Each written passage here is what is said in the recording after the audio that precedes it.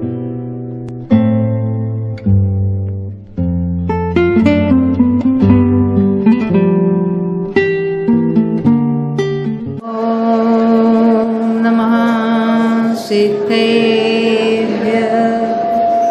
ॐ नमः सिद्धे ॐ नमः सिद्धेभ्यः ॐ शुद्धात्मने नमो अरिहन्ताय नमो सिद्धाणं नमो आयर्याय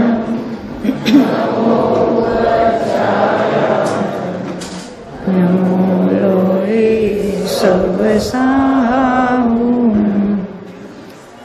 सम्यक् दर्शन चरण गुण मायक कर्म की पाय केवल ज्ञान उपाय प्रभु भये भजो शिवराय जिन वाणी के ज्ञान तय होत तत्व श्रद्धा चरण धारी केवल लहै पावे पद निर्वाण नेमि चंद आह्लाद कर माधव चंद प्रधान नमो जासौ जासते जाने निज गुण धामन लब्धि सार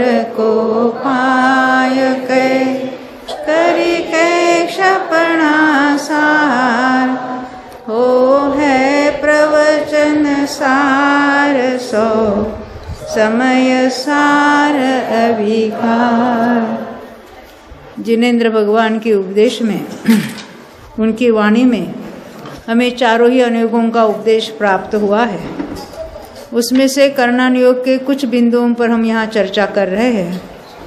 हमने देखा था कि कर्म कहने से एक कर्म कहेंगे, उसके घाती और अघाती भेद करेंगे तो दो भेद हुए, घाती के 4 अघाती के 4, ऐसे 8 जो है उसका नाम है मूल प्रकृति।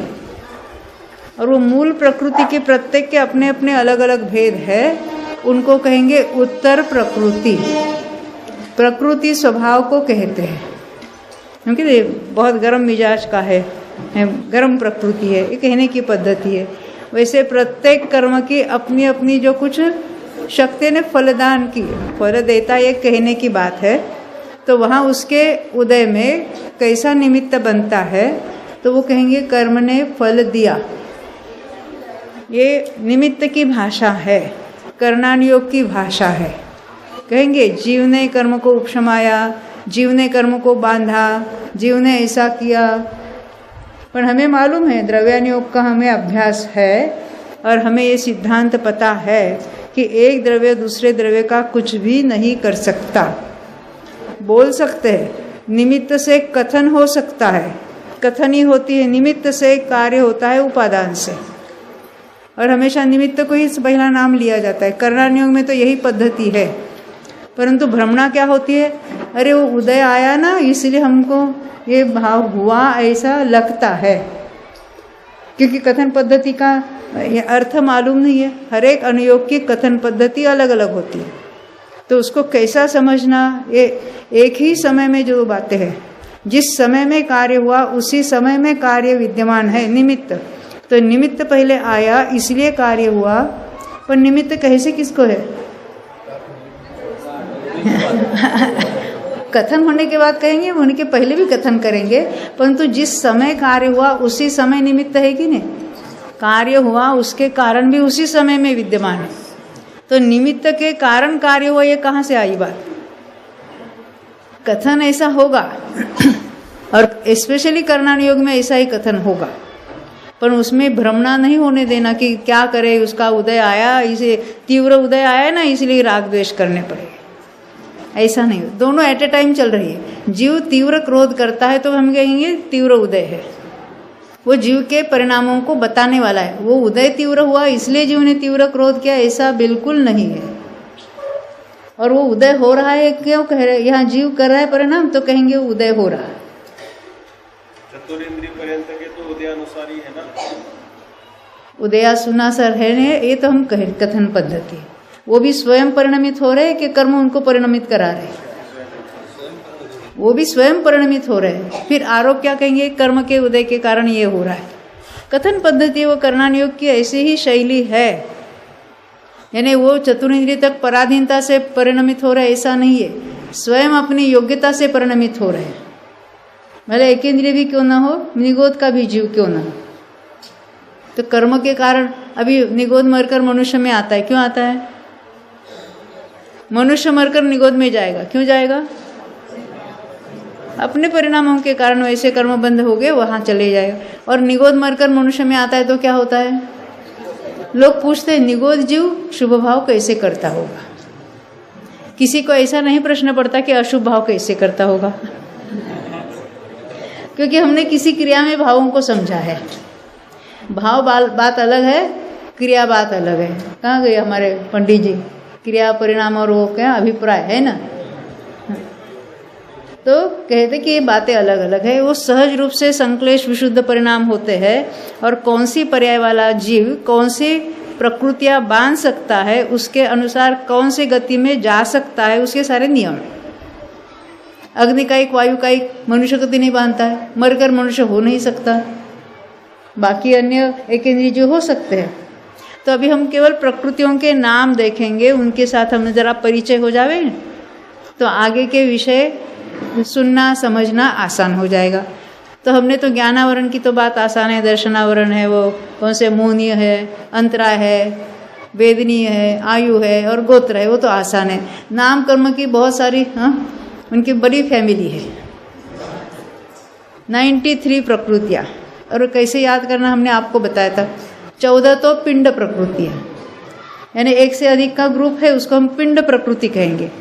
उसमें से एट ए टाइम 4 गति तो नहीं बंधेगी, उदय भी नहीं होगा, पर हमको याद रखना है ना। अभी तो हम गति नाम कर्म कहेंगे तो हमें पता है 4 गति भेद है। गति है, जाति है, शरीर है, बंधन है, संघात है, सहनन है।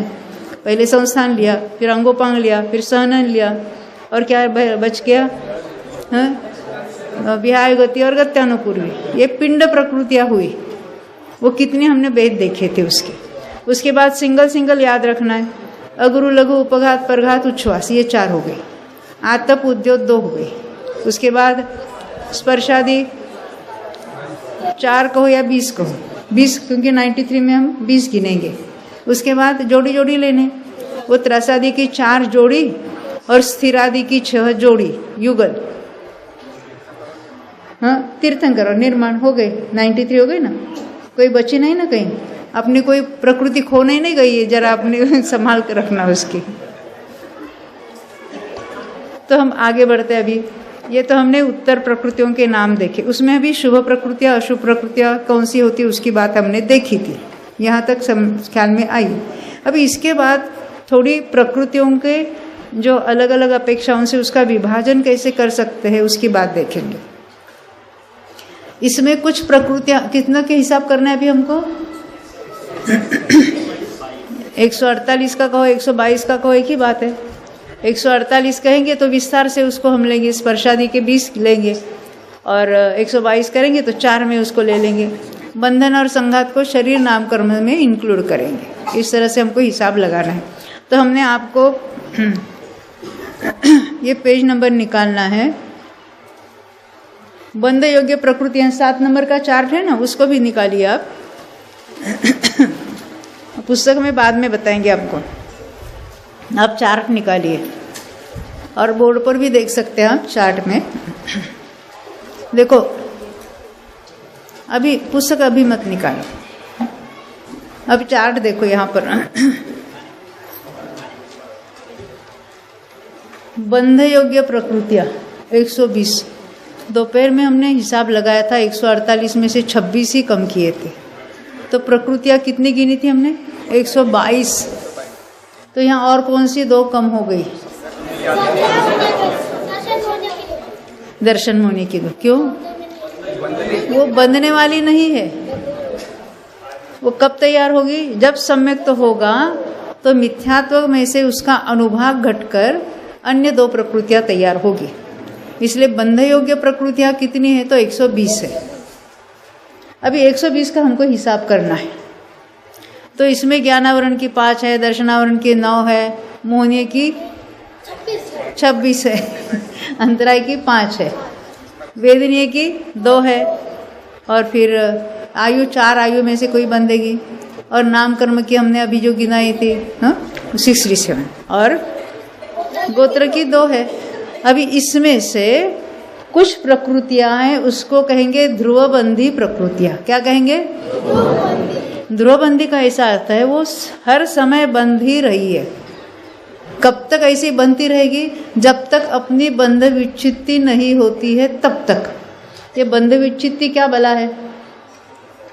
बंधने से रुक जाना, उसको कहेंगे बंध विच्छित्ति। कौन सी प्रकृति कौन से गुणस्थान तक बनती है उसके नियम हैं।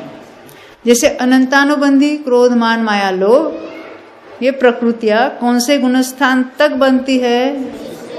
हाँ? पहले और दूसरे में बनती है, ऊपर तीसरे आदि किसी गुणस्थान में नहीं बनती है। तो उनकी बंध विच्छित्ति कहाँ हुई? दूसरे में हुई। जहाँ बंध रही है वहीं पर विच्छित्ति कहेंगे। आप कहेंगे वहाँ तो बंध रही है, आप विच्छित्ति क्यों कह रहे है? वहाँ पर विच्छित्ति क्यों कह रहे? तो इसके 2 प्रकार के कथन आते हैं। उसको कहते हैं उत्पादानुच्छेद और अनुत्पादानुच्छेद। अपनी भाषा में ये द्रव्यार्थिक का कथन होगा या पर्यार्थिक का कथन होगा। यह है वहीं पर विच्छित्ति बंद यानी वो नाश होगा कहना, और जब नहीं है तब नाश हुआ कहना, ये 2 पद्धति है। हम कहाँ कहेंगे? जहाँ बंद है वहीं पर विच्छित्ति हुई कहेंगे। अब हम सब देवलाली में इकट्ठे हुए हैं। आप कहाँ से आए? बेंगलोर से आए ना दोनों भाई। ये हमारे भाई नवीन भाई मुंबई से आए। आप कहाँ से आए? मुंबई से आए। आप कहाँ? हमारे ये सारे पंडित कहाँ? जेपी साहब आप कहाँ से आए? कहाँ से आए? क्या के? मुंबई से आए। अच्छा, शीतल जी हमारे लंदन से आए है ना, शीतल भाई बेटे। ये हमारे नैवरोबी से आए, हेतल अपने विक्रम भाई है, हेतल बहन है, वो वहाँ से आए। और कहाँ से आप कहाँ से आए? पूना से आए। हम कहाँ इकट्ठे हुए? अब शिविर समाप्त होने पर कहाँ बिछुड़ेंगे? अरे देवलाली में तो इकट्ठे है ना, बिछुड़े कहाँ हम? पर कहने की पद्धति है, जहाँ है वहीं पर बिछुड़ गए, क्योंकि यहाँ से हर एक जन अपने अपने गांव चला जाएगा। तो हम कहेंगे देवलाली में हम बिछुड़े। ऐसे यहाँ कहेंगे जहाँ बंद हो रहा है उसके आगे किसी गुणस्थान में नहीं बंधेगी, तो कहेंगे उसी गुणस्थान में बंध की विच्छित्ति हुई। ये समझ में? इस नए से हम कह रहे हैं और इसी नए से हम फॉलो करेंगे। इसको कहेंगे बंध की विच्छित्ति। कौन सी प्रकृतियाँ कौन से गुणस्थान तक बन सकती है वो हम यहाँ देखेंगे, और उसके आगे के गुणस्थानों में नहीं बंधेगी तो उसको हम कहेंगे ये पहले गुणस्थान में इतनी प्रकृतियों की बंध विच्छित्ति होती है। ये अनेक जीवों की अपेक्षा से बात चल रही है, क्योंकि एक जीव कोई नाम कर्म की 93 प्रकृतियाँ बांधेगा क्या? एक कोई गति बंधेगी, एक कोई जाति बंधेगी, एक कोई शरीर नाम कर्म बंधेगा, या 2-3 शरीर नाम कर्म हो गए। ये इट डिपेंड्स। तो कहते कि अनेक जीवों की अपेक्षा पहले गुणस्थान में बंधने वाली प्रकृतियाँ जो ऊपर कहीं भी नहीं बंधेगी उसकी लिस्ट हम बताएंगे। उसको क्या कहेंगे? ये पहले गुणस्थान की बंध विच्छित्ति होती है। बहुत इंटरेस्टिंग सब्जेक्ट है। एक बार प्रत्येक गुणस्थान की बंध विच्छित्ति याद की ना तो फटाफट बंध विच्छित्ति बता देंगे, और फिर फटाफट उदय विच्छित्ति बताए। शुरुआत में थोड़ा घोटाला हो सकता है बंदर उदय में, कोई चिंता नहीं। एक बार ये बात समझ में आएगी तो गुणस्थानों का स्वरूप समझने के लिए बहुत आसानी हो जाएगी, और पूरा मोक्ष मार्ग का जो कथन आता है कहीं पर किसी पुस्तक में वो भी समझना बहुत आसान हो जाएगा, और बहुत इंटरेस्टिंग बात है। और ये ऐसे ऐसे चलते चलते आप आपस में चर्चा करेंगे तो बंध विच्छित्ति याद हो जाएगी। आज रात को याद होने वाली है ना। तो पहले गुणस्थान में कितनी प्रकृतियां, आपने तो सुना होगा, सम्यक दर्शन होता तो पहले गुणस्थान की 16 और दूसरे गुणस्थान वाली 25, 41 प्रकृतियों का बंधन रुक जाता है, ऐसे हमने सीखा है। ये प्रकृतियां कौन सी है उसको भी जरा देखेंगे। यहाँ तो केवल हमने नाम देखे थे, वो बंधे विच्छित्ति थोड़ी बाद में देखे। यहाँ तो हम ध्रुवबंदी की बात कर रहे थे। तो ध्रुवबंदी कौन सी है? तो ज्ञानावरण की 5 ही प्रकृतियां बनती रहती है। कहाँ से कहाँ तक? पहले से लेकर 10वें गुणस्थान तक हर समय बन रही है, अनादि से बनती आई है। और मिथ्या दृष्टि को तो बंधेगी। समय दर्शन होने के बाद भी 10वें गुणस्थान तक हर समय बंधेगी, इसको कहेंगे ध्रुवबंदी प्रकृति। अब दर्शनावरण की 9 बनती है। कब से? अनादि से बंध रही है। कब तक बंधेगी? अभी अपने अपनी जब तक विच्छित्ति नहीं होती, क्योंकि दूसरे गुणस्थान में उसमें से कुछ स्त्यान वृद्धि आदि 3 की विच्छित्ति होगी, तब तक वो बनती रहेगी, तो उसको कहेंगे ध्रुवबंदी। मिथ्यात्व, 16 कषाय, भय जुगुप्सा, ये ध्रुवबंदी है। हास्यरति, शोकारति ऑप्शनल है, वो युगल ऑप्शनल में बंधेगी। तो ध्रुवबंदी किसे कहना, इसकी बात हम देख रहे हैं। अंतराय की 5 हर समय बन रही है, वो ध्रुवबंदी है। क्या साता बंधेगी ध्रुवबंदी की, क्या असाता ध्रुवबंदी है? वो नियम से अंतर्मूर्त में बंद, उसको ध्रुवबंदी में नहीं गिनेंगे। ख्याल में आती है ना बात? ध्रुवबंदी में किसको गिनना है? तो हमने तो घाती कर्मों की लिस्ट बताई आपको। अघाती में ध्रुवबंदी कौन सी है? गोत्र की भी नहीं कह सकते, आयु भी तो है कि वो कभी कभी बंधेगी और अंतर्मूर्त तक बंधेगी। तभी बात रही नाम कर्म की। तो नाम कर्म में ध्रुवबंदी कितनी है? हमें यहाँ संख्या बताती है 47। तो हमने ज्ञानावरण की 5 देखी, दर्शनावरण की 9 देखी, अंतराय की 5 देखी, ये 19 हो गई। मिथ्यात्व, 16 कषाय, भय जुगुप्सा, कितनी हुई? 19, 38 हो गई। अब कितने रह गए? 9। ये 9 प्रकृतियां नाम कर्म की जो है वो ध्रुवबंदी प्रकृतियां है। वो कौन सी है? हाँ, किसी गति का नाम नहीं ले सकते हम, वो तो ऑप्शनल में चली जाएगी। तो हर समय जिसको बंध रही है कौन सी होगी? तेजस शरीर, कारमान शरीर नाम कर्म है। फिर हाँ, अग्र लघु उपघात, निर्माण, वर्णादि रहेगी। देखो पहले किसको बताया हमने? तेजस कारमान शरीर लिए ना हम। कैसे पहले हमने कौन सी और देखी थी? गति, जाति, अभी शरीर में से तेजस कारमान शरीर नाम कर्म की बात है, वो ध्रुवबंदी में लेना। फिर आगे कहाँ क्या? हाँ, अग्रु लघु वर्णादि भी आता है उसमें। अग्रलु के बाद हम उसको देंगे अग्रु लघु, फिर उपघात, और फिर निर्माण बाद में।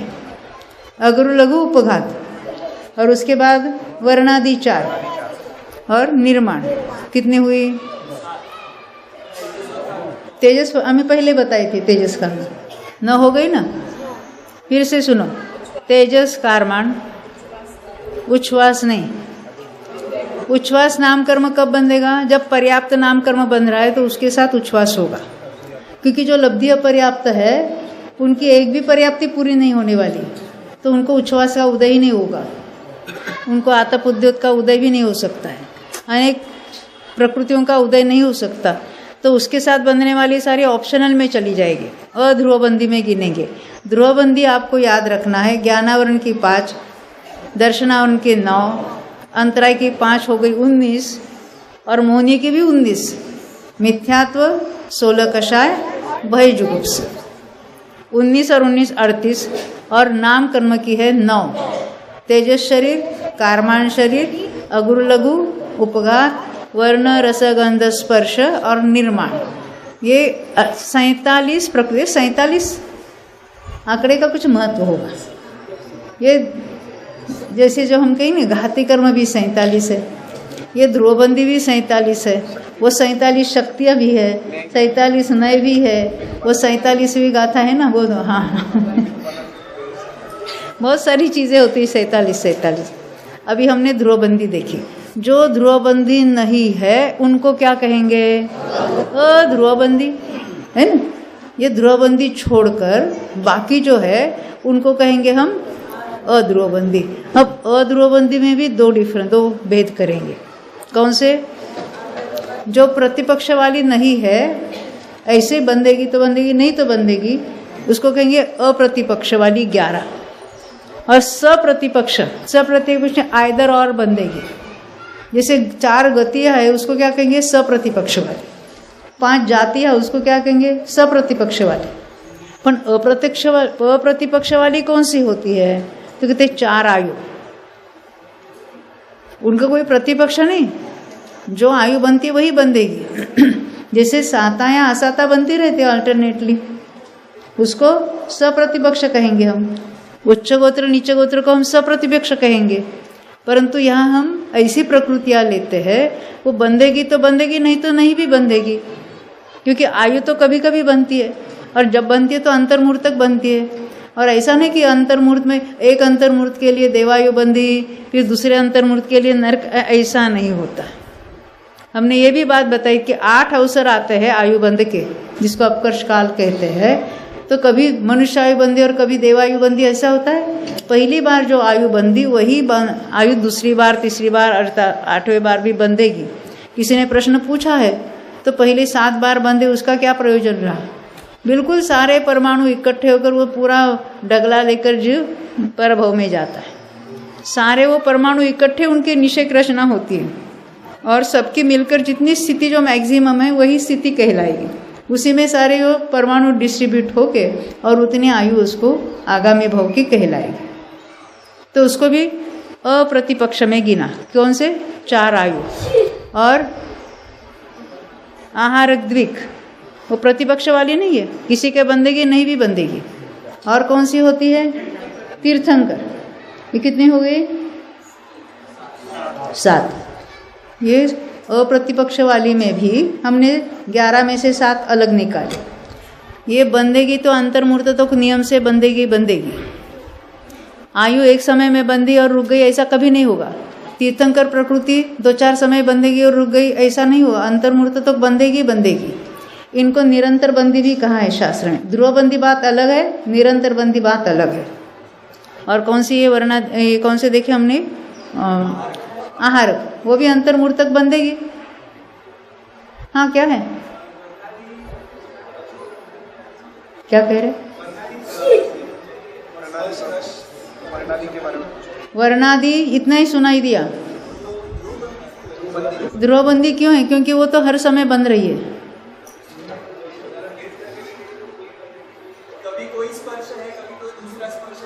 आप उदय की बात करेंगे, बंद की? नहीं, 20 के 20, प्रशस्त भी और अप्रशस्त भी। 40 गिनो उसको, 20 नहीं। ये प्रशस्त भी वर्णादि होती है और अप्रशस्त भी वर्णादि होती है। उसका अलग अलग कथन आता है महाबंध वगैरह में। हमें ऐसा ही प्रश्न पड़ा था और 3 दिन तक हम सोचते रहे कि ऐसा क्यों, इसका हिसाब नहीं लग रहा। फिर ख्याल में आ गया कि शुभ भी और अशुभ भी, इन्हें प्रशस्त वर्णादि और अप्रशस्त बंधन दोनों ही बनते हैं। कब तक? 8वें गुणस्थान तक। प्रशस्त का अनुभाग मैक्सिमम होगा, अप्रशस्त का अनुभाग मिनिमम होगा, पर बनती दोनों है, दोनों एक साथ बनती है। और वहाँ खाली 20 नहीं लेंगे, 40 लेंगे, प्रशस्त और अप्रशस्त मिलकर। ख्याल में को ध्रुवबंदी है ना? और ये तो केवल ज्ञानी ने बताया, वो हाँ हमारा दिमाग काम नहीं करता है। यानी विग्रह गति में भी उसका बंध होगा कि नहीं होगा? हाँ, हर समय बंध रही है, अनादि से बंध रही है। ये ध्रुवबंदी का अर्थ है अपनी बंधे विच्छित होने तक बनती ही रहेगी हर समय। तो वर्णादि की बंध विच्छित्ति कहाँ देखी हमने? अभी हमने देखी नहीं है, पर 8वें गुणस्थान में होती है। हाँ, देखो, तो हम ये ध्रुवबंदी अध्रुवबंदी देखी। ये अप्रतिपक्ष वाली 11 देखी। कौन सी 11 देखी? आयु 4, आहार द्विक, फिर तीर्थंकर प्रकृति, और ये हो गई ना? कितनी हो गई? 7 हो गई। अभी 4 बची है। कौन सी है वो? परघात, उच्छ्वास, आतप, उद्योत। ये एक समय तक भी बन सकती है, प्रतिपक्ष नहीं उसके लिए। क्योंकि ये आतप कब बंधेगी? पृथ्वी का के साथ बंधेगी तो बंधेगी, नहीं तो नहीं भी बंधेगी। समझ में आते ना, उसको प्रतिपक्ष नहीं है कोई। और उद्योग तिर्यंच गति के साथ बन सकती है, बंधेगी तो बंधेगी, नहीं तो नहीं भी बंधेगी, इसलिए उसको 11 में गिना है। अब कौन सी रही? सप्रतिपक्ष। क्या? अप्रतिपक्ष की आयु 4। फिर कौन सी बताई थी? आहारक द्विक यानी 2 लिए। फिर तीर्थंकर प्रकृति, ये अंतर्मूर्त तो बंधेगी ही बंधेगी, ऐसा नहीं कि एक समय के लिए बंधी और रुक गई, ऐसा नहीं है। तीर्थंकर प्रकृति एक बार बंधना शुरू हो जाएगी तो हर समय बनती रहेगी, उसको ध्रुवबंदी नहीं कहा। क्यों नहीं कहा? ये अनादि से थोड़ी बंध रही थी, सम्य दर्शन होने पर किसी किसी को बंधना शुरू हुई, पर एक बार बंधना शुरू हुई तो लगातार बंधेगी। कहाँ तक? 8वें गुणस्थान तक। अब कोई मरकर देव में गया तो वहाँ पर भी पहले समय से लगातार बनती रहेगी। वहाँ से माँ के गर्भ में आया तो भी वहाँ हर समय बंध रही है। कब तक बंधेगी? शपक के 8वें गुणस्थान तक बंधेगी। अभी ऐसा भी होता है किसी का तीर्थंकर प्रकृति का बंध हो रहा है, कुछ समय तक रुक गया। कौन? जिस मिथ्या दृष्टि ने नरकायु बांधी है, बाद में उसके परिणाम कुछ विशुद्ध हुए, उसने सम्यक तो प्राप्त किया है, और सम्यक तो प्राप्त किया परंतु क्षायिक नहीं हुआ है, फिर भी क्षोभशम साम्यक्तों के साथ तीर्थंकर प्रकृति बांधना शुरू किया है, तो वो जीव मनुष्य में है तो मरण के एक अंतर्मूर्त पहले तक हर समय तीर्थंकर प्रकृति का बंध कर रहा है। एक अंतर्मूर्त पहले अभी वो मिथ्यात्व में जाने वाला है, तो मिथ्यात्व में जाने के बाद उसको तीर्थंकर प्रकृति का बंध रुक गया है। मिथ्यात्व के साथ दूसरे या तीसरे नरक में ही उत्पन्न होगा। पहले में नरक में क्षोभशम सम्यक दृष्टि तीर्थंकर प्रकृति बांधने वाला जा नहीं सकता, इसलिए आगम का रेफरेंस है, उसमें ऐसा कहते हैं कि तीर्थंकर प्रकृति का जो अनुत्कृष्ट स्थिति बंध करने वाले की बात आती है, अवक्तव्य की बात आती है। सुनो जरा, अवक्तव्य किसे कहेंगे? कि पहले तीर्थंकर का प्रकृति का बंधन नहीं था और बंधना शुरू हुआ तो हम कहेंगे अवक्तव्य बंध। जो तीर्थंकर प्रकृति का बंध प्रारंभ करता है ना, तब भी उसको अवक्तव्य बंध कहेंगे। अब और किसको अवक्तव्य बंध होगा? उपशम श्रेणी चढ़ने में बंध विच्छित्ति हुई, फिर उतरने में 8वें गुणस्थान में बंध प्रारंभ हुआ, उसको भी अवक्तव्य बंध कहेंगे। और कहाँ हो सकता है अवक्तव्य बंध? ये मिथ्या दृष्टि जो यानी क्षौक्षमिक समय दृष्टि जो मिथ्यात्व में जाने वाला है और नरक में उत्पन्न होने वाला है, तो अंतर्मूर्तक यहाँ रुक गया और वहाँ पर भी अंतर्मूर्तक मिथ्यात्व चला, तो तीर्थंकर प्रकृति का बंधन नहीं था। शरीर पर्याप्ति पूर्ण होते ही सम्यक्त्व प्राप्त होगा और फिर तीर्थंकर प्रकृति का बंध शुरू हुआ। इसको कहेंगे तीर्थंकर प्रकृति का अवक्तव्य बंध। तो कहते हैं पहले नरक में तीर्थंकर प्रकृति का अवक्तव्य बंध नहीं होता, ऐसा आगम में कथन आता है। ऐसा नहीं लिखेंगे हमारी भाषा में कि क्षोभशम सम्यक्त्व के साथ तीर्थंकर प्रकृति बांधने वाला पहले नरक में उत्पन्न नहीं होता, ऐसा कहीं भी ऐसा आगम वचन नहीं है। ये हमको डिराइव करना पड़ता है। उसमें तो इतना ही स्टेटमेंट है, कैसा? पहले नरक में तीर्थंकर प्रकृति का अवक्तव्य बंध नहीं होता। ईश्वर से हम क्या समझते हैं? जो क्षायिक वाला तीर्थंकर प्रकृति बांधने वाला ही पहले नरक में जाएगा, क्षोभशम वाला जो तीर्थंकर प्रकृति बांधने वाला वो दूसरे या तीसरे नरक में ही जाएगा, क्योंकि इस पॉइंट पर चर्चा होती है। और ये सारे ऐसे विधान हमें महाबंध में मिले हैं। पहले हमको भी लगता था कि क्षायिक के साथ तीर्थंकर प्रकृति बांधने वाला जाता है, क्षोभशम के साथ बांधने वाला क्यों नहीं जाता? वो भी वहाँ से आकर फिर क्षायिक प्राप्त करेगा। वो हमारी तर्क बुद्धि वहाँ नहीं चलती। आगम है, प्रमाण है, उसके अनुसार हमको चलना है। ये अवक्तव्य बंध की बात आगे फिर कभी पूछ बताएंगे। क्या अभी बताना है? हाँ, कृतकृत्य वेदक वाले जा सकते, वो तो क्षायिक होने ही वाले अंतर्मूर्त में वो जा सकते। अभी हमारी बात किसकी हो रही है? तीर्थंकर प्रकृति के अवक्तव्य बंध की। इसी बात पर मैं कुछ और भी समझाना चाहती हूँ। मेरा प्रश्न है, तीर्थंकर प्रकृति बांधने वाला जीव उपशम श्रेणी चढ़ सकता है या नहीं? क्या प्रूफ है? हाँ,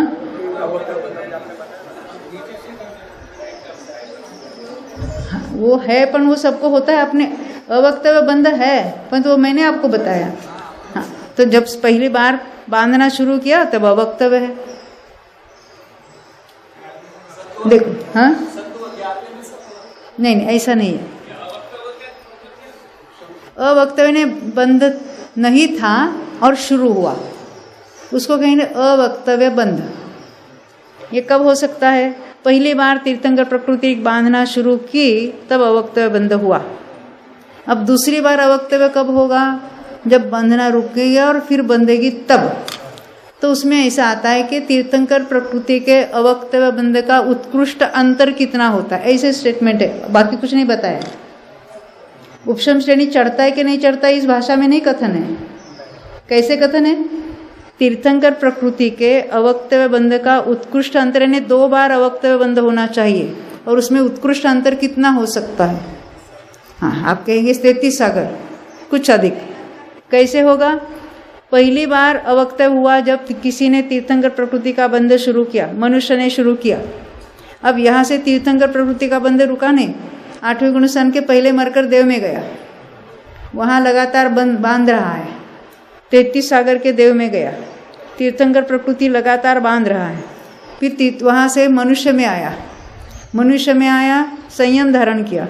शपक श्रेणी चढ़ने के पहले उसके पहले उपशम श्रेणी चढ़कर उतरा, तो चढ़ते हुए 8वें में बंध का विच्छित्ति हुई, फिर 11वें तक जाके फिर लौटकर 8वें में अवक्तव्य बंध हुआ, बंध प्रारंभ हुआ।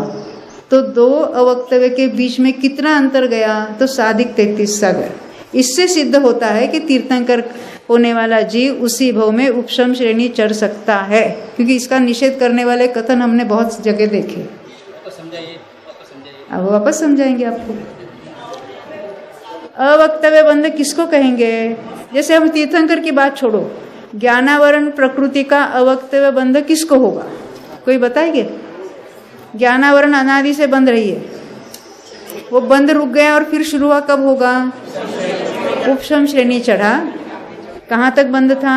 10वें तक। 11वें में बंध रुका था, वापस 10वें में आया तो बंध शुरू हुआ, तो उसको कहेंगे अवक्तव्य बंध, है ना। तो ज्ञानावरण के 2 बार अवक्तव्य बंध होना चाहिए। तो मिनिमम अंतर कितना पड़ेगा, मैक्सिमम अंतर कितना पड़ेगा? बोलो। हाँ, आपने बता दिया उत्तर। हाँ, और कोई?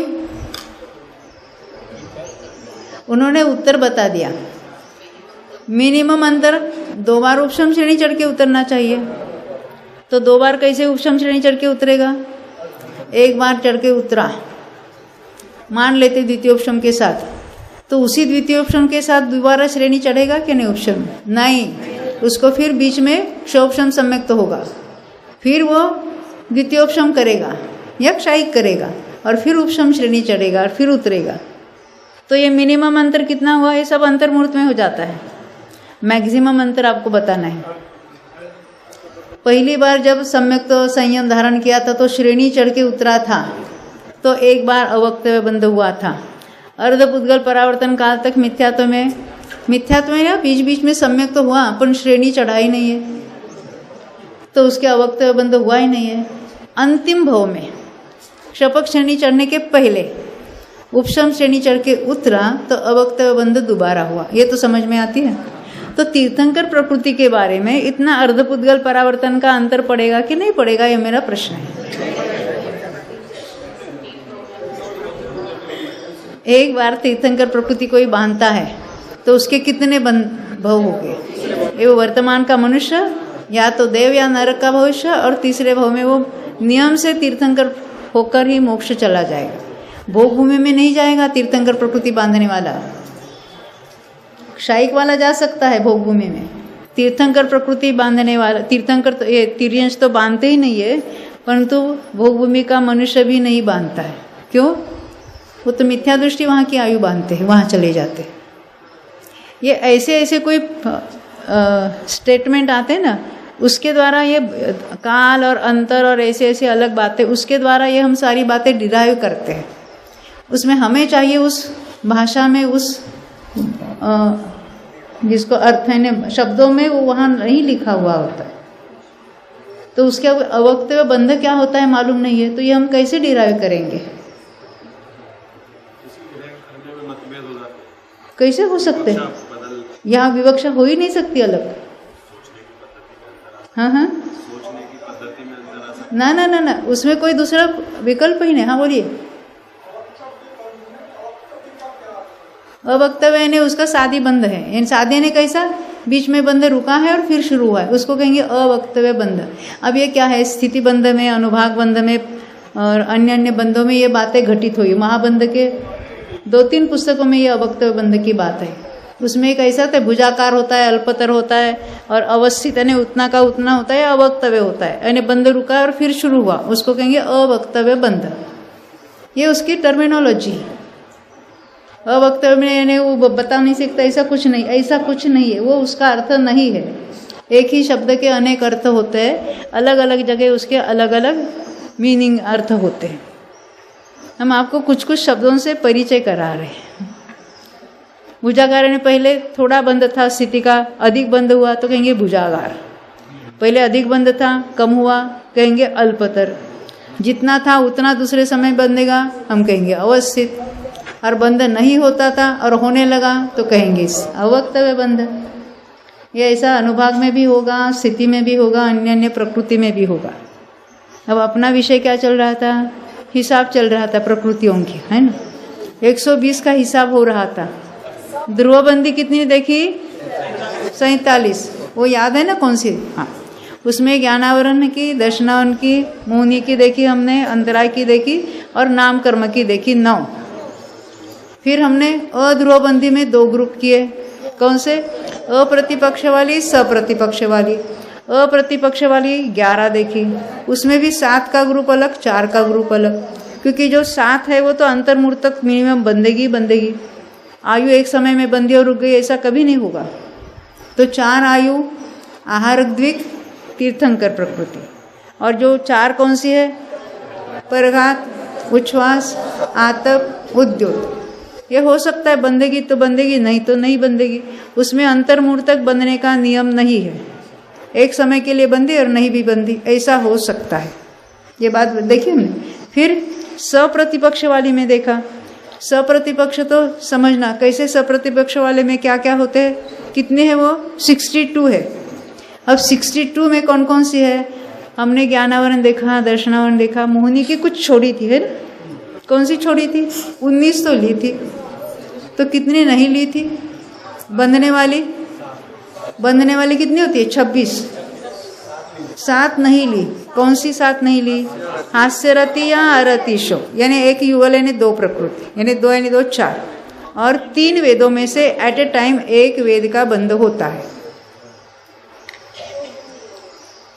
मिथ्या दृष्टि को तीनों वेद में से अल्टरनेट होगा, दूसरे गुणस्थान वाले के 2 वेद में से कोई अल्टरनेट होगा, और ऊपर के गुणस्थानों में एक पुरुष वेद ही बंधेगा। तो ये प्रतिपक्ष वाली है। कौन कौन सी? मोहनी की 7 देखी। अब बाकी कहाँ देखना है हमको? साता या असाता, और फिर उच्च गोत्र या नीच गोत्र। अब कितनी रही? क्या? आइदर कोई सो बंधेगी, दोनों में से कोई बंधेगी, उसको कहेंगे सप्रतिपक्ष। दोनों को लेना। जब 62 काउंट करना है, जैसे मोहिनी के हमने 7 गिने, 7 कैसे? सप्रतिपक्ष वाली।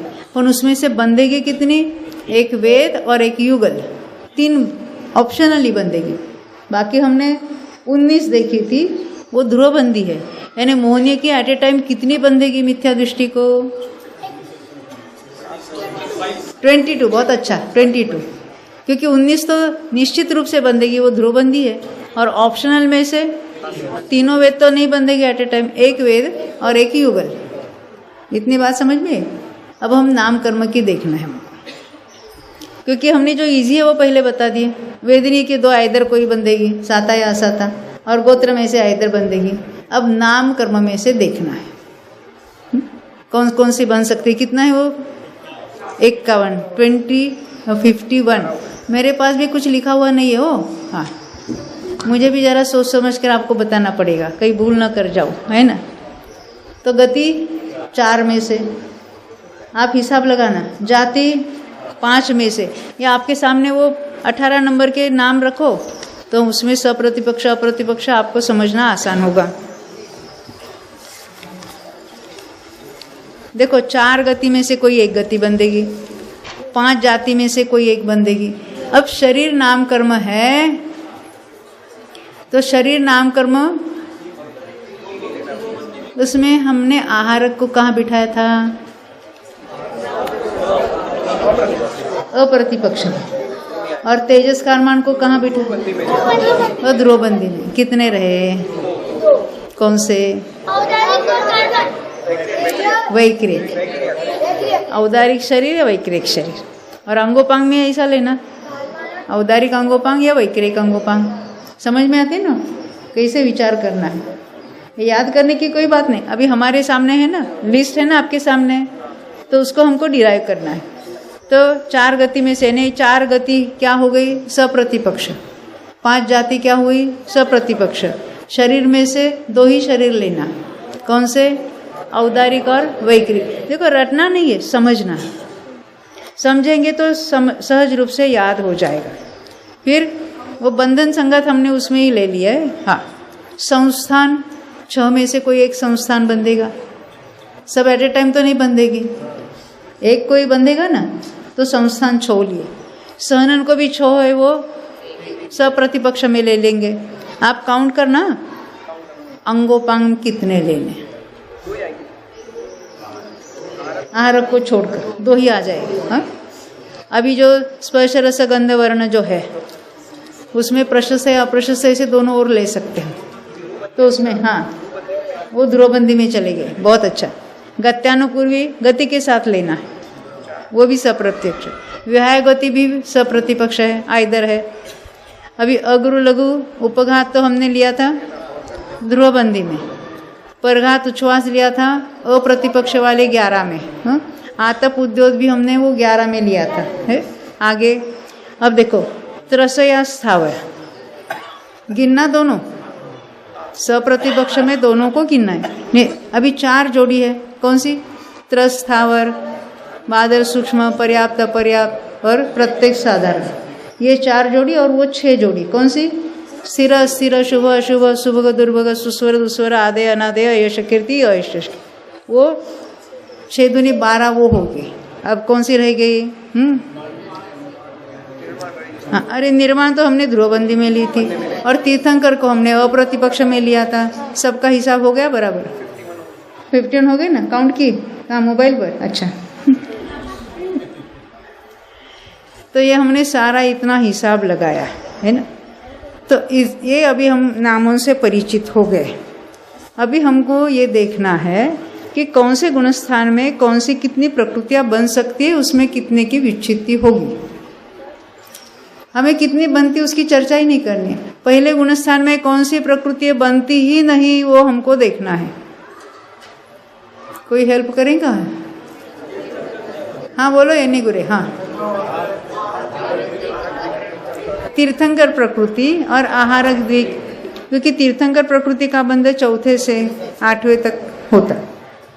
आहारक द्विक का बंध 7वें और 8वें में होता है। 6ठे में उदय है, बंध ऊपर है, उदय नीचे है। ये 3 प्रकृतियां नहीं बनती है, बाकी किसी न किसी को कोई ना कोई प्रकृतियां बंध ही रही है। कितने हुआ हिसाब? कितने का हुआ? 117। अभी उसको 117 का हम डिटेल में नहीं जाएंगे। अब उसमें बंध विच्छित्ति, ये यहाँ सभी बंधने योग्य प्रकृतियां है। एट ए टाइम किसी को ये सभी 117 नहीं बंधेगी, अलग अलग जीवों की अपेक्षा, इसको कहेंगे नाना जीवों की अपेक्षा। नाना ने अलग अलग अनेक जीवों की अपेक्षा 117 बन सकती है। उसमें से कितनी प्रकृतियां ऊपर के गुणस्थानों में नहीं बंधेगी, यानी दूसरे गुणस्थान में भी नहीं बंधेगी, उसको कहेंगे इतनी प्रकृतियों की बंध विच्छित्ति हुई। अब पहले केवल उसके संख्या बताई है। यहाँ लिखा है ना बंध विच्छित्ति। विच्छित्ति का अर्थ क्या हुआ?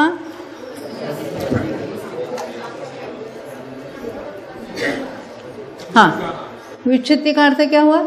ये पहले गुणस्थान में तो बनती है, यहाँ 16 लिखा है, पर ऊपर के किसी गुणस्थान में ये नहीं बंधेगी। तो ऐसी 16 प्रकृतियाँ कौन सी है? मालूम है? नहीं, आपको तो याद है। हाँ, राजीव जी को याद है, रात दिन वो स्क्राइबिंग कर रहे हैं ना। आप महिला कोई पीछे से बताना चाहती हैं, बोलो। हाँ, आपको 16 ही बतानी है। हाँ, मिथ्यात्व, हाँ, उंडक संस्थान, हाँ,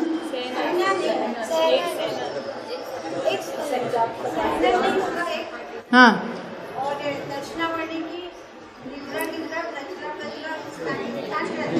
वो दूसरे गुणस्थान की बता रहे। ऐसा नहीं, बैठ जाओ बैठ जाओ। हाँ बोलो बेटा। हाँ, हुंडक संस्थान, हाँ, नपुंसक वेद और असंप्राप्त रूपाटी का सहनन। हाँ, क्या कह रहे? क्रम से बताना है। कौन बताना चाहता है? हाँ बोलो रीना।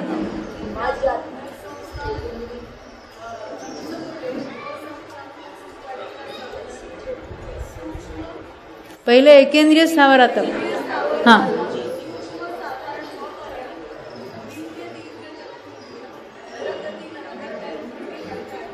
ये क्या कहलाता है? पहले गुणस्थान की बंध विच्छित्ति कितनी हुई? कैसे हुई? देखो, पहले मिथ्यात्व, जो पहले ही गुणस्थान में बंधेगी, आगे कहीं नहीं बंधेगी। मिथ्यात्व, फिर पुंडक संस्थान, असंप्राप्त रूपाटी का सहनन और नपुंसक वेद। यानी कौन सी? मिथ्यात्व, पुंडक संस्थान, नपुंसक वेद, असंप्राप्त रूपाटी का सहनन, ये 4 हुए। फिर एक, ये क्रम क्यों नेसेसरी है? उसके बाद एकेंद्रीय स्थावर आतप को ही लेना। अगर हम सभी तो बंध विच्छित्ति होने वाली, हम पहले सूक्ष्म को लेंगे तो, अरे ये पहली 7 प्रकृति तो देवगति में भी बनती है, पर देवगति वाले सूक्ष्म साधारण अपर्याप्त को नहीं बांधेंगे। इस करनान योग के जहाँ जहाँ कोई जो नाम है, उसी नाम उसी क्रम से याद करना बहुत जरूरी है। जैसे जो हम कहेंगे ना, नाम कर्म के भी क्रम से क्यों करना है? कि जब विभाजन होता है ना, प्रदेशों का डिस्ट्रीब्यूशन होता है, तो कौन सी प्रकृति में कितनी जाता है। तो ज्ञानावरण में तो हम कहेंगे इस क्रम से वो हीन क्रम से जाएगा, और फिर नाम कर्म में उल्टे क्रम से जाएगा, अंतराय में इस क्रम से जाएगा। उसके लिए वो क्रम जानना बहुत जरूरी है, उसी क्रम से याद रहना बरोबर जरूरी है। कभी यहाँ स्पर्श रस गंध वर्ण नहीं कहा, वर्ण गंध रस स्पर्श कहा, क्योंकि वहाँ उल्टे क्रम से डिस्ट्रीब्यूशन होगा तो अधिक माल स्पर्श को जाएगा, फिर रस गंध वर्ण को जाएगा। जब हम प्रकृति के नाम याद करते तो वर्ण गंध रस स्पर्श कहेंगे, यानी उसके पीछे बहुत रहस्य है हर एक के। हमें क्या करना है? हमें तो याद करनी है, कोई भी पहले कहेंगे ऐसा नहीं चलेगा, उसका क्रम सुनिश्चित होना चाहिए। तो हम यहाँ देख रहे थे पहले गुणस्थान की बंध विच्छित्ति। तो हमने देखा मिथ्यात्व, पुंडक संस्थान, नपुंसक वेद, असंप्राप्त सुपाटी का सहनन, एकेंद्रीय स्थावर आत्म। उसके बाद सूक्ष्म साधारण अपर्याप्त, सूक्ष्म अपर्याप्त साधारण, द्विंद्रिय, तीन्द्रिय, चतुरिंद्रिय और नरक गति, नरक गत्यानुकूल और नरकाय। पहले ही गुणस्थान में बनती है, ऊपर कहीं पर भी नहीं बनती। इसको कहेंगे प्रथम गुणस्थान के बंध विच्छित्ति कितने की है? तो 16 की है। यहाँ तक समझ में आई बात? फिर से बताना। देखो, मिथ्यात्व अभी लिखे मत लेना, वो तो अभी हमने जो पुस्तकें दी है ना, उसमें बंध विच्छित्ति की बात है। इसमें आई है क्या? पहले गुणस्थान की तो इसमें है, पंचलब्धि की छोटी पुस्तक में है। देखो 153 पेज पर, वो आपको आसानी से याद रह सकता है।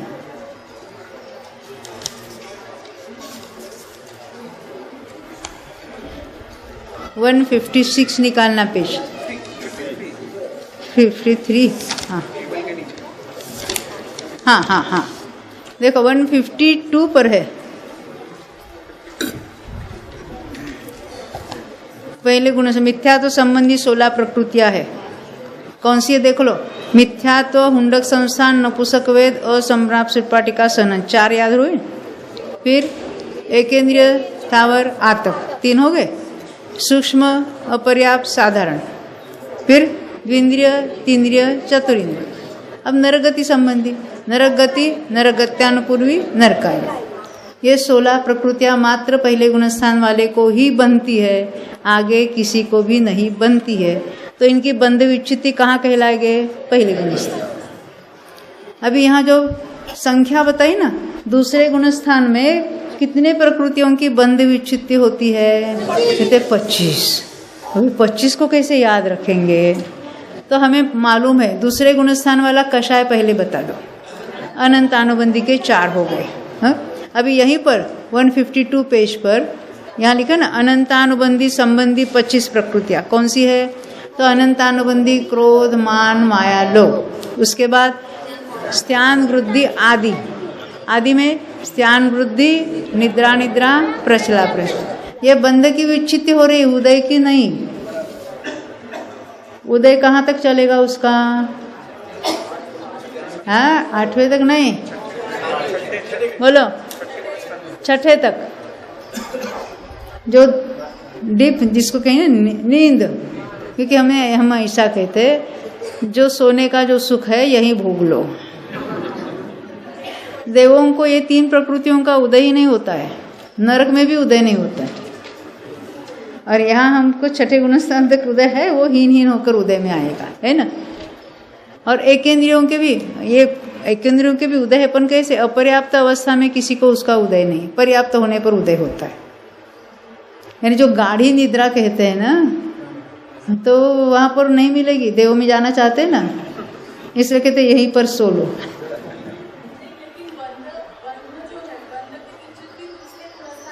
हाँ, बंध की विच्छित्ति दूसरे में, विद्या की विच्छित्ति 6ठे में। फिर हाँ, अच्छा इनको कहना है अभी 6ठे गुणस्थान तक तो उदय है, और देवों क्या नारकियों के तो 4था गुणस्थान हो सकता है। तो हम वहां जाके सोएंगे, यहाँ क्यों सोने को बोल रहे हैं? देखो, बंध विच्छित्ति या उदय विच्छित्ति। उदय विच्छित्ति किसके होगी? जिसको उदय होता है उसी को उदय विच्छित्ति होती है। जिसको उदय होता ही नहीं उसको विच्छित्ति होने के सवाल ही नहीं है। तो देवों के और नारकियों के स्त्यान, वृद्धि, निद्रा, निद्रा, प्रचला, प्रचला का उदय ही नहीं होता, तो उनको उदय की विच्छित्ति भी नहीं होती। समझ में आता है ना? ये जानबूझकर प्रश्न पूछ रहे हैं ना। बहुत कर्णानियों का गाढ़ा अभ्यास है, मेरी भी भूलें निकाल दी। हाँ, तो दूसरे गुणस्थान की बंध विच्छित्ति हमको याद करनी है। तो पहले अनंतानुबंधी 4 हुए। फिर स्त्यान, ये कौन से प्रकृति के भेद है? स्त्यान, वृद्धि, निद्रा, निद्रा, प्रचला, दर्शावरणी। और फिर आगे देखे संस्थान 4 कौन सा? बीच वाले लेना। देखो लास्ट वाला जो है ना वो पहले गुणस्थान में चला गया। अब बीच वाले 4 यहाँ दूसरे गुणस्थान में कहेंगे। को बीच वाले 4 ने कौन से? न्यग्रोध, परिमंडल, स्वाति, कुब्जक और वामन, ये हो गए। फिर सहनन भी यहीं पर बता दो, बीच वाले 4। पहले यानी लास्ट वाला छोड़ो, कौन सा? वो संप्राप्त श्रीपाटिका पहले गुणस्थान में बताया हमने। बीच वाले 4 कौन से? वज्र नाराज, नाराज, अर्ध नाराज और कीली। ये 4 यहाँ बता देना। यानी क्या क्या देखा? अनंतानुबंधी के 4, स्त्यान, वृद्धि वगैरह 3, 4 संस्थान, 4 सहनन, हो गए ना यहाँ तक। अब आगे तिर्यंच संबंधी 4, तिर्यंच गति, तिर्यंच गत्यानुपूर्वी, उद्योत और तिर्यंचाई। बंध की विच्छित्ति चल रही, उदय की नहीं। ये आगे जब उदय की विच्छित्ति कहेंगे ना तो हम बहुत कन्फ्यूजन करेंगे, इधर से उधर, उधर से उधर, है ना। आपको अटेंटिव रहना पड़ेगा और ये याद करने की कोशिश करना, तो अल्जाइमर वगैरह बीमारियां नहीं होगी। नहीं समझे? ये बुद्धि का वापर नहीं करते ना तो जंग पकड़ता है उसको। तो इसलिए उसको ज़रा फ्रेश करने के लिए रोज़ कुछ ना कुछ याद करने की कोशिश करना। बहुत टाइम मिलता है हमको, अरे रोटी बनाते बनाते करो, हमारे यहाँ वो मिली भाई आते थे ना, वो क्या करते थे, कोई हम सिखाते थे तो स्कूटर के ऊपर ऐसी चिट्ठी नाम लिख के रखते थे, सिग्नल आया स्कूटर रुके, देखे और याद करे। इस तरह से एक वैष्णव महिला आती थी 72 ईयर्स की उस जमाने में, तो वो जिनागम अपने यहाँ पढ़ती थी, लघु सिद्धांत प्रवेशिका, और उसने किचन में कोने में लिख के रखा था और रसोई करते करते वो याद करती थी। यानी हमको समय नहीं मिलता वो बात नहीं है ना, बहुत समय मिलता है। मम्मी भी करती है, सभी मम्मी ऐसा करती है। रात को नींद नहीं आती या घूमने जाते हैं, मुझे भी आदत थी, घूमने जाते थे 47 शक्ति 47 नए, वो सब ध्रुवबंदी कौन सी, अध्रुवबंदी कौन सी, ये कौन सी, पूरे के पूरे क्या करना, नहीं तो ऐसे भी नहीं तो कुछ ना कुछ सोचना तो चलेगा। उसने मुझे ऐसा कहा, मैंने ऐसा नहीं कहा था, ऐसा कहना चाहिए था। तो डायरेक्ट तो किसी के सामने कुछ बोलने से रहे, मन ही मन में किसी को सुना देते हैं, उसे में हाँ ऐसा नहीं है, अपना उपयोग इसमें चलेगा, ये याद हो जाएगी, सहज रूप से याद हो जाएगी। हम उसका टेंशन नहीं लेना है, बस सहज रूप से याद हो जाती है। समझने की मुख्यता हमेशा रहना, करना योग का डर रहता है ना, बिल्कुल डरने की बात नहीं है। इतना इंटरेस्टिंग विषय है कि अपना समय कब समाप्त हुआ, इसलिए हमको बार बार इनको पूछना पड़ता है कितना समय रह गया, तो यहाँ अभी 4 मिनट रह गए, हाँ है ना, हाँ। तो अभी हमने देखे, कौन कौन से देखे, अनंतानुबंधी 4, स्थान वृद्धि आदि 3, 4 संस्थान, 4 सहनन, तिर्यंच गति संबंधी 4, अभी कितने रहे, अन्य 3, दुर्भग दुस्वर अनादेय, और 3 स्त्री वेद नीच गोत्र अप्रशस्त विहाय गोत्र, ये 25 हो गए। एक डिफिकल्ट लगेगा पहली बार, पर एक बार वो उसके ट्रिक समझ में ही कैसे याद रखना, तो याद हो जाएगी। तो 16 और 25 सम्यक तो होते ही ये 41 प्रकृतियां नहीं बंधेगी। मनुष्य और तिर्यंचों के लिए और 6 नहीं बंधेगी। मनुष्य गति वाला जीव, चौथे गुणस्थान वाला मनुष्य गति, मनुष्य गत्यानुपूर्व मनुष्यायु नहीं बांधेगा, औदारिक शरीर अंगोपांग नहीं बांधेगा, वो सहनन नहीं बांधेगा वज्रवृषभ, तो वो देवों के नारकियों के लिए वो चौथे गुणस्थान में बांधते हैं। पर मनुष्यों के लिए वो 6 प्रकृतियों की बंध की विचिति दूसरे में ही हो जाएगी। तो मनुष्य जब सम्यक तो प्राप्त करता है तो 41 और 6 47 प्रक्रिया है ना, 47 आंकड़ा तो वो उनके बंध रुक जाएगा। उसने क्या किया, कर्मों में कुछ नहीं किया, उसने तो अपने में रहकर अपना सम्यक तो प्राप्त कर लिया, तो इतना प्रकृतियों का बंध रुक गया, इतना संवर शुरू हुआ। हाँ, आयु बांधी हो भी नया नहीं बांधेगा। अभी किसी ने नरकायु बांधी है और बाद में सम्यक तो प्राप्त किया, अभी तो नरक गति तो नहीं बांधेगा। श्रेणिक राजा ने जब सम्यक तो प्राप्त किया तो देवगति बांध रहा था, नरक गति तो नहीं बंध रही थी उसको, उसकी तो बंध विच्युति हो ही गई।